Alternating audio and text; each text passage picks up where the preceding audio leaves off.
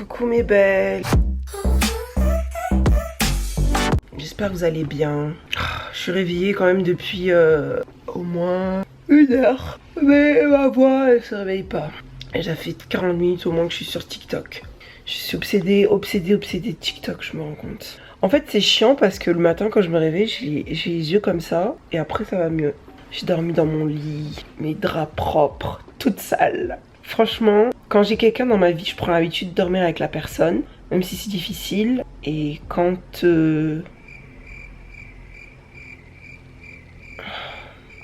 Et en fait, quand je suis seule, je reprends l'habitude de dormir seule. Et en fait, je dors en diagonale. Donc ce matin, j'ai dormi avec ma bouillotte, qui d'ailleurs a disparu.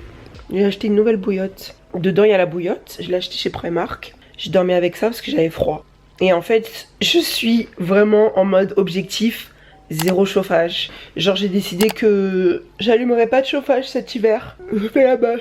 Là, après, il fait 20 degrés chez moi, donc franchement, c'est pas nécessaire. Bon, il serait temps que je me lève. Aujourd'hui, je vais peut-être rester à la maison. Je sortirai peut-être dans l'après-midi parce que il me semble qu'il fait beau aujourd'hui. Oh waouh, il fait beau aujourd'hui. Let's go. Et j'ai plein de choses à vous raconter. Je dois faire un update. Je pense qu'après je vais prendre un trépied parce que là j'ai extrêmement mal aux mains, mais je vais vous raconter tout, vous allez tout comprendre parce que là c'est compliqué. Et en fait faut pas que je mette, j'ai une attelle et vous allez comprendre plus tard pourquoi j'ai une attelle, mais je peux pas, j'en ai qu'une pour les 2 mains, mais je peux pas la mettre tout le temps parce qu'il faut pas que j'habitue trop ma main à mon attelle. Sinon après dès que je la mets plus, j'ai mal tout le temps. Bref, je vous raconte dans 30 secondes, il faut que je me fasse mon café latte, etc. J'ai reçu ma livraison de course hier soir. Désastre. 0 étoile. J'étais tellement énervée que je leur ai balancé un avis, mais je les ai déglingués. Vous êtes nombreux à me demander à chaque fois comment je fais mon café latte du matin. Je vais vous montrer, comme ça vous aurez moyen de faire la même chose. Je vous montre déjà ce que j'utilise dedans. Ça c'est ma station café. Dedans vous avez mon bébé, c'est mon Ice Café original. Donc en fait j'utilise pas de machine à café, rien, j'utilise ça. C'est du Ice Café concentré que vous mélangez. Après on commence forcément par ma sauce chocolat blanc de chez Monin, la vie vraiment délicieux. En fonction, soit je mets un de ces 5 sirops. Donc celui-là je l'ai pas encore essayé, je l'ai acheté chez TK Maxx. Il n'y a pas de sucre dedans. Celui-là c'est un Monin, il est sans sucre aussi. Et celui-là il est pas sans sucre mais c'est du chocolat blanc. Voilà, parce que j'adore le chocolat blanc dans le café au lait. Et ça je l'ai ramené de France, c'est du lait concentré sucré parce que j'adore celui-là. Là vous avez goût noisette, donc celui-là il est vraiment, on dirait du Nutella. Celui-là il est goût caramel mais j'aime pas trop, c'est le premier que j'ai acheté. Et celui-là je vous dis la vérité, je l'ai pas encore testé. Mais vraiment ce que j'utilise le plus c'est ça, c'est ces 4 là, avec la confiture de lait. Maintenant je vais vous montrer comment je fais.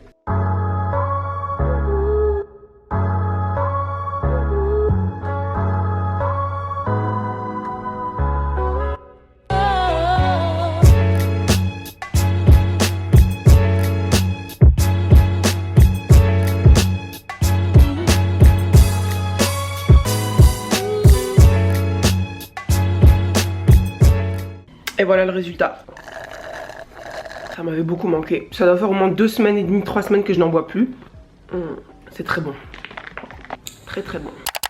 Je peux enfin reparler parce qu'en fait j'étais en train d'écouter la musique pour les droits d'auteur, j'étais obligée de couper. Donc en fait le masque que je suis en train de faire c'est un... Je suis pas très crédible comme ça. J'ai décidé que j'allais me préparer parce que ça va me faire du bien. Donc en fait je suis en train de faire le masque 3 en 1 de chez Sabon. Ça doit faire au moins 7 ans que je m'en sers de ce masque. C'est une tuerie. Vous le gardez super longtemps, il est super économique. Et je le fais 1 fois par semaine. Je fais le laser. Et là après l'été, parce que l'été vous savez vous pouvez pas. Non vraiment je suis pas crédible, c'est impossible.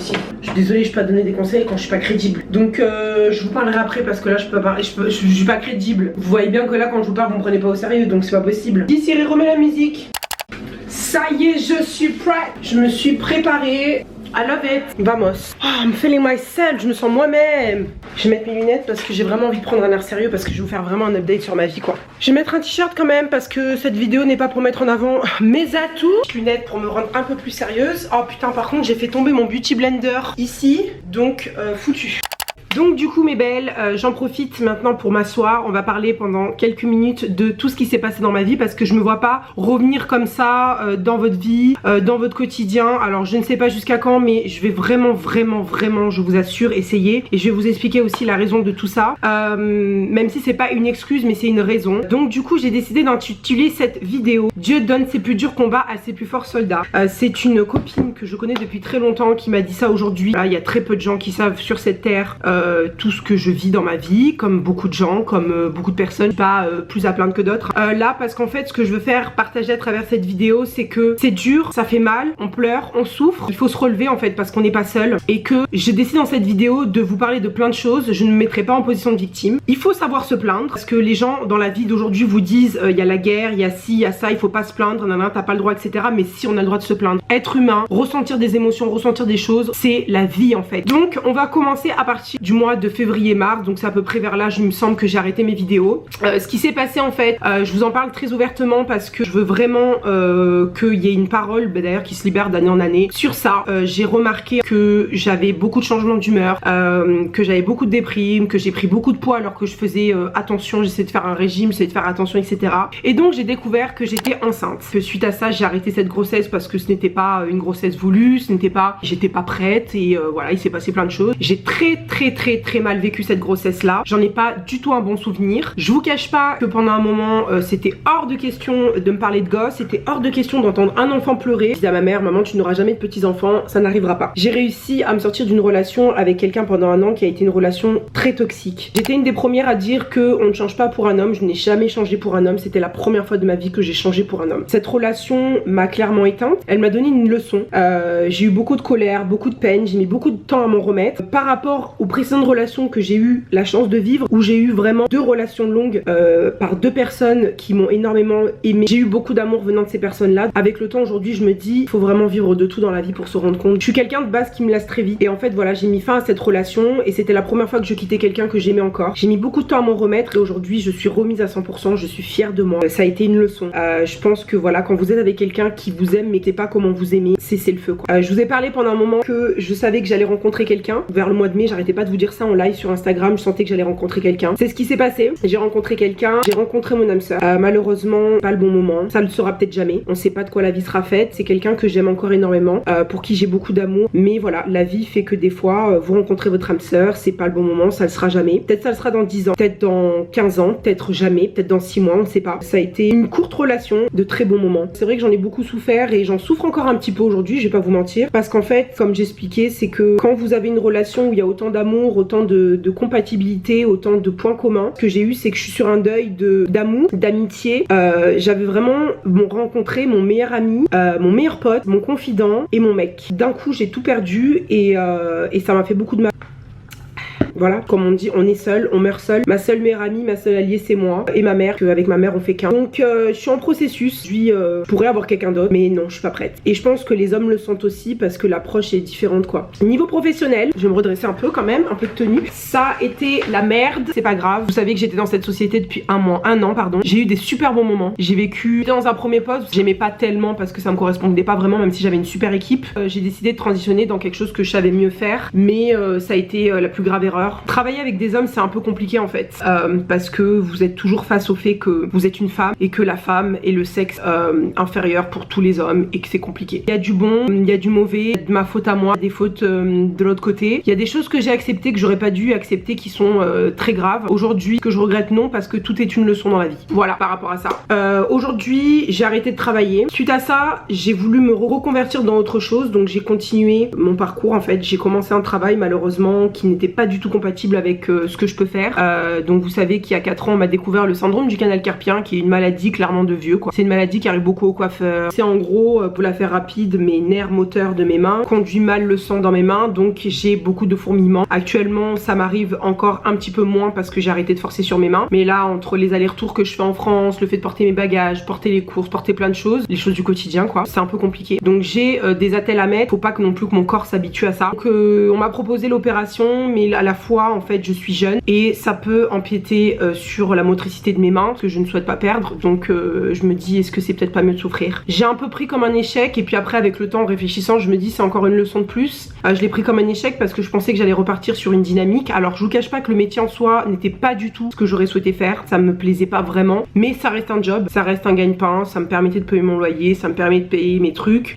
J'aimais quand même bien l'idée des horaires en fait. Repart à zéro et en fait je me dis écoute, je me laisse porter, voir ce qui va se passer, je suis pas vraiment inquiète, j'essaie de pas me mettre la pression parce que de toute façon arrivera ce qui arrivera. Il y a des choses où on est maître, il y a des choses où on n'est pas maître, donc je me dis je vais utiliser ce temps là pour reprendre un peu mes réseaux sociaux parce que ça me manque et parce qu'aussi pendant des années je me suis trouvé des excuses quand je partais, quand je revenais, et en fait j'ai découvert que c'est un peu un genre de syndrome de l'imposteur, c'est à dire que j'ai du mal à comprendre comment vous derrière votre caméra vous avez certaines autant d'admiration et d'amour, d'amitié pour moi, parce que moi en fait je me trouve basique, je me trouve pas moins bien que les autres, hein, je dis pas ça, mais je me trouve normal et des fois vous m'envoyez des messages avec tellement d'amour que je le rejette parce que je le prends et ça me fait beaucoup de bien et merci pour ça, mais des fois ça me fait bizarre parce que je me dis mais attends mais je mérite pas quoi. Je le dis à chaque fois, je pense que j'ai mes défauts, j'ai mes qualités, je suis pas une mauvaise personne, si je peux aider quelqu'un je le ferai, si t'es mon ami, t'as besoin de moi, je serai là pour toi, je te jugerai pas, je t'apporterai mon avis si tu le veux. En amour je suis quelqu'un de très dévoué, j'ai un très grand cœur, je peux faire beaucoup par amour, mais voilà je fais des erreurs, ça m'arrive de faire des erreurs, ça m'arrive de fauter, ça arrive à tout le monde en fait. Qui est parfait sur cette terre? Qui fait pas d'erreur? Personne fait pas d'erreur. J'arrive à sentir quand quelqu'un va bien, j'arrive à aller prendre des nouvelles de mes amis et il y en a qui en prennent pas en fait, et il y a beaucoup de gens que pendant des années que j'ai considérés comme des amis qui ne sont pas des amis,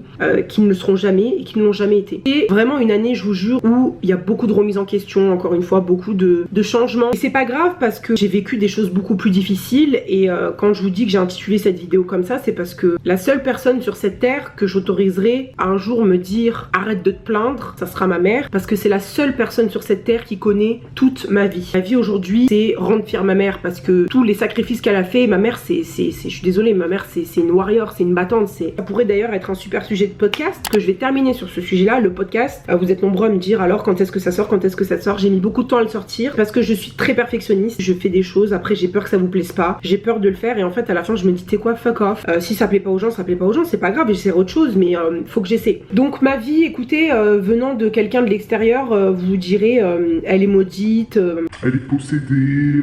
Mais non en fait c'est les aléas de la vie, il y a plein de gens qui vivent des choses difficiles et ils en parlent pas. La toute dernière chose dont je voulais vous parler, c'était que je suis actuellement en processus, je voulais pas encore vous le dire, je voulais attendre, mais au moins comme ça vous serez avec moi si c'est positif ou pas. Je suis sur un processus pour faire une autre opération pour mon estomac qui est nécessaire. J'étais très sereine par rapport à ça parce que mon opération s'était super bien passée, mais c'est vrai que j'ai eu une petite mauvaise nouvelle il y a quelques temps, il va falloir qu'il rajoute à ça 2 opérations puisque à un scanner on m'a trouvé un caillot dans mon appendicite, c'est pas des choses graves, hein. Et là maintenant de savoir que ça va être obligatoire parce que il va falloir que je me fasse retirer ça, ben ça fait beaucoup quoi, mais bon, voilà mes belles. Clap de fin, je pense que j'ai assez parlé.